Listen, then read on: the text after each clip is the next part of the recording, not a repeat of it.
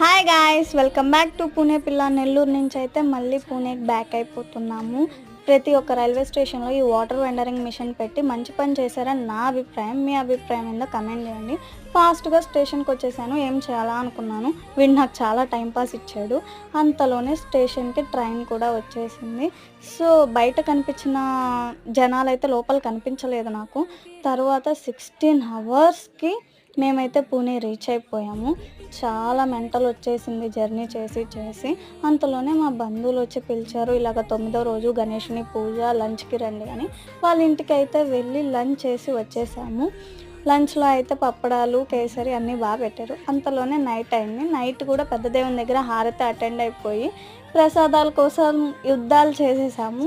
అంతలో గేమ్స్ అవి ఇవి పెట్టారు పెద్దవాళ్ళకి. వాళ్ళకి ట్రోఫీస్ కూడా ఇచ్చారన్నమాట. ఇంకా ఇలాంటి వీడియోస్ కావాలంటే సబ్స్క్రైబ్ టు పూణే పిల్ల.